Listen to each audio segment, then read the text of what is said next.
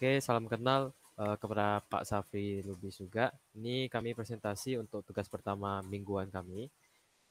Sebelumnya perkenalkan anggota kelompok kami itu ada Jeffrey Dianto dengan NIM 27, Riyad Abdul Raja NIM 46, saya sendiri Henry Winata NIM 72, Catherine Ana juga ada NIM 78, dan Dol Amal NIM 114. Oke, untuk yang pertama kita masuk ke bagian satu, yaitu toko yang berkontribusi untuk teknologi informasi. Saya serahkan kepada teman saya, silakan.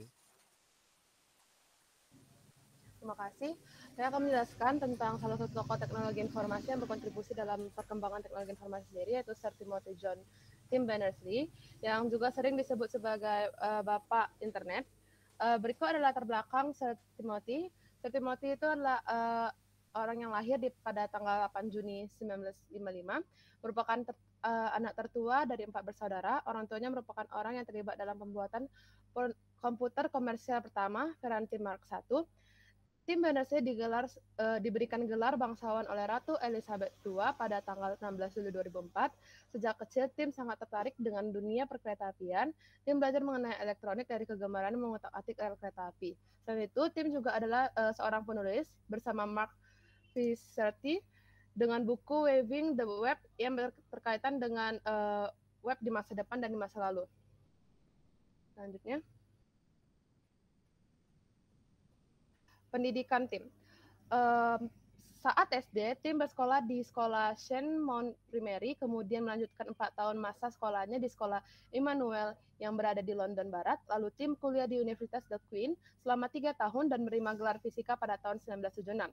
Saat berada di bangku kuliah, Tim menciptakan komputer yang terbuat dari televisi tua yang dibelinya dari toko reparasi. Selanjutnya, karirnya.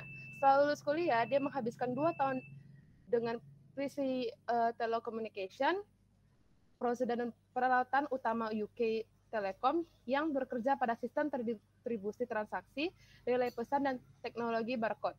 Pada tahun 1978,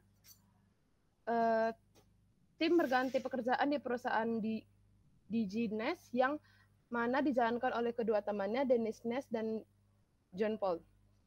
Tim menciptakan perangkat lunak typesetting untuk printer dan juga sistem operasi multitasking saat sedang bekerja di perusahaan DigiNet. Dari bulan Juni sampai Desember tahun 1980, Tim bekerja di European Organization for Nuclear Research (CERN) sebagai software engineer independen. Saat bekerja di CERN, Tim mengajukan proyek berdasarkan konsep hypertext untuk memfasilitasi proses berbagi dan memperbarui informasi bagi kalangan peneliti. Selanjutnya akan dijelaskan oleh teman saya. Berikut adalah beberapa penghargaan yang didapatkan oleh Tim Berners. Pada tahun 1994, Tim Berners-Lee masuk ke dalam WWW Hall of Fame, yang mana sampai saat ini hanya memiliki 6 orang anggota yang dilantik, dan semuanya adalah orang-orang yang berpengaruh pada bidang teknologi informasi. Kemudian pada tahun 1995, beliau mendapatkan penghargaan pada bidang Software System Award. Software System Award adalah penghargaan tahunan yang menghormati seseorang ataupun organisasi yang berperan dalam mengembangkan sistem perangkat lunak. Kemudian pada tahun 2016 mendapatkan penghargaan yaitu IOP Award karena kontribusinya dalam penelitian di bidang fisika, edukasi, dan pengaplikasian. Pada tahun 2017 mendapatkan penghargaan Turing yang merupakan penghargaan tahunan yang diselenggarakan oleh Asosiasi Komputer dan Mesin.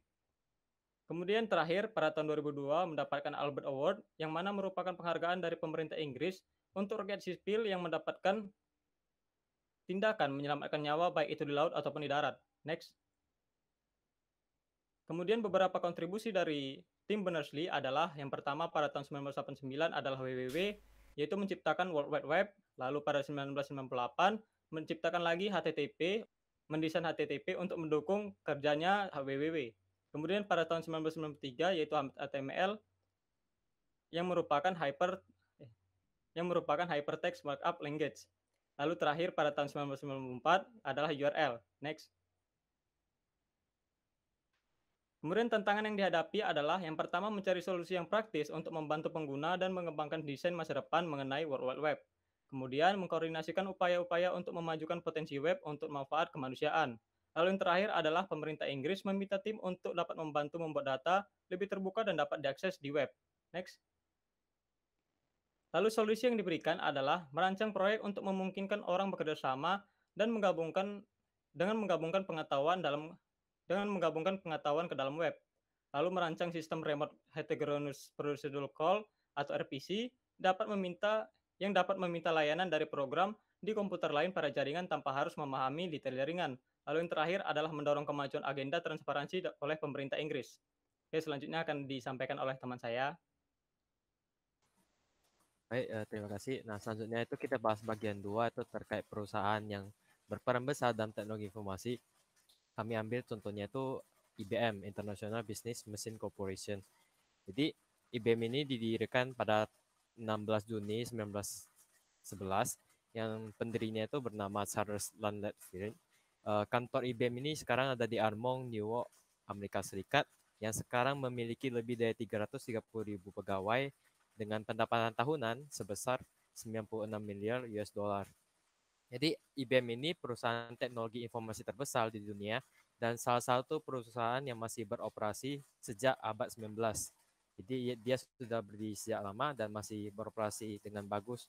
Nah, IBM ini ada perusahaan yang memproduksi dan menjual perangkat keras baik dan juga perangkat lunak komputer. Nah, beberapa kontribusi IBM terkait teknologi informasi adalah pada tahun 1944 dia berkontribusi pada Mach 1 seperti yang dibahas pada orang tua Tim Berners-Lee sebelumnya.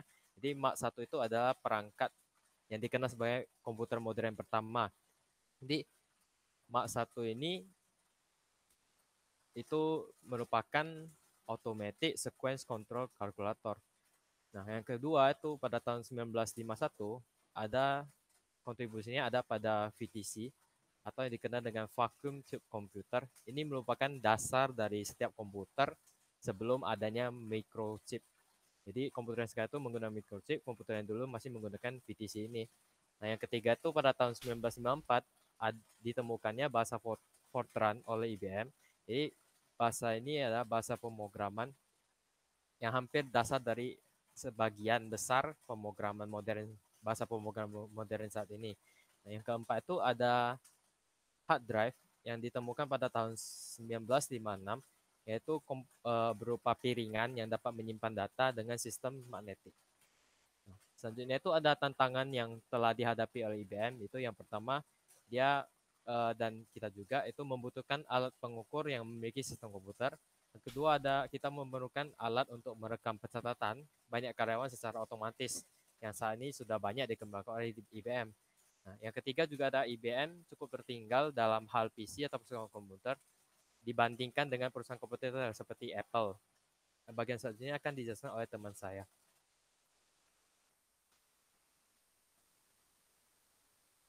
Selanjutnya ada solusi yang diberikan.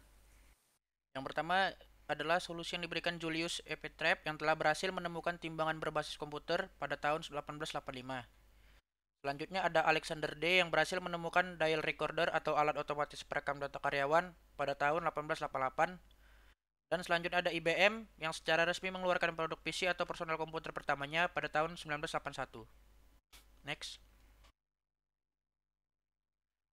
Beberapa produk yang dihasilkan. Yang pertama itu ada ATM atau mesin pencetak uang digital. Selanjutnya ada mesin virtual, yaitu mesin yang dapat bekerja di dalam sebuah komputer. Selanjutnya ada floppy disk, yaitu komputer untuk menyimpan data. Ada magnetic stripe card atau yang dikenal dengan kartu ATM. Kemudian ada hard disk atau komputer untuk menyimpan data. Ada DRAM, jenis RAM yang digunakan pada komputer personal dan server. Dan terakhir ada electronic key punch atau alat ketik elektronik pada kertas khusus. Selanjutnya ada startup teknologi informasi, Uber. Uber ini adalah perusahaan startup yang berasal dari Amerika Serikat yang berbasis pada jaringan transportasi. Pendiri perusahaan ini adalah Gerrit Kemp dan Travis Kalanick. Uber ini didirikan pada bulan Maret 2009. Perusahaan ini tercipta berawal dari Gerrit Kemp yang kesulitan mendapatkan taksi saat musim salju di Paris. Kemudian Gerrit berpikir untuk membuat aplikasi yang dapat memanggil taksi dengan satu kali klik melalui telepon. Nama awal perusahaan ini adalah Uber Cab, tetapi setelah mendapat komplain dari pihak taksi cab, perusahaan ini mengganti nama menjadi Uber. Nama Uber memiliki arti di atas segala hal. Prinsip inilah yang dipegang oleh pendiri perusahaan untuk mengembangkan Uber. Perusahaan ini bergerak di bidang penyedia jasa transportasi. Kantor pusat berada di San Francisco, California, United States. Dan beroperasi pada kurang lebih 72 negara dan 10.500 kota. Oke, baik. Selanjutnya itu kontribusi Uber. Pada 2010, Uber pertama kali dirilis dan langsung menyediakan jasa transportasi kendaraan. Tetapi pada awalnya, Uber hanya menerima penyewaan mobil mewah dan harganya lebih mahal 1,5 kali lipat dari taksi biasa. Pada tahun 2014, Uber mengeluarkan fitur Uber Eats, yaitu jasa untuk mengantar bahan makanan, baik itu makanan mentah atau makanan siap saji, kepada para pelanggan yang tidak ingin keluar dalam membeli makanan yang dibutuhkan. Oke, pada tahun 2017, salah satu jasa baru dari Uber yaitu jasa transport barang kargo, memudahkan bagi para penjual untuk mengirim dan mengantar barangnya dalam jumlah besar, sehingga biaya pengantaran dapat lebih murah. Baru pada tahun 2020, Uber mengeluarkan jasa antar kurir, yaitu jasa ini dikeluarkan saat lockdown sedang diberlakukan, dan pada awalnya diperuntukkan untuk membantu setiap orang mengirim paket dengan aman tanpa harus keluar dari rumah mereka. Next. Tantangan yang dihadapi. Yang pertama itu membuat sebuah perangkat lunak yang dapat membantu pengguna dalam memesan taksi dan berbasis telepon ataupun ponsel pintar. Kedua itu pembangunan yang tidak merata antara kota-kota besar dan kecil, menyulitkan orang menggunakan jasa transportasi dan juga membuat harga yang mahal. Ketiga itu sering dengan berkembangnya perusahaan, biasanya juga akan berdampak pada biaya operasional yang juga semakin tinggi. Selanjutnya itu solusi yang diberikan. Solusi yang diberikan itu menghasilkan aplikasi Uber yang dapat digunakan melalui ponsel pintar. Dua itu karena Uber merupakan aplikasi berbasis ponsel pintar, membuat setiap orang dengan dapat mudah mengaksesnya dan mendapatkan jasa transportasi yang lebih murah. Baru, model bisnis Uber adalah membangun kemitraan dengan setiap drivernya, membuat biaya operasional perusahaan dapat ditekan. Next. Baru, beberapa produk yang dihasilkan. Pertama itu ada UberX, yaitu jasa transportasi yang memiliki harga murah. UberX Share, yaitu jasa transportasi dengan sistem berbagi pembayaran. Uber Eats, jasa pengantaran makanan. Uber Comfort, menyediakan mobil tahun terbaru dengan kenyamanan lebih. Baru Uber Black, menyediakan mobil mewah untuk pengalaman premium. Uber Connect, menyediakan jasa pengantaran paket. Dan Uber Wave, jasa transportasi khusus pengguna kursi roda.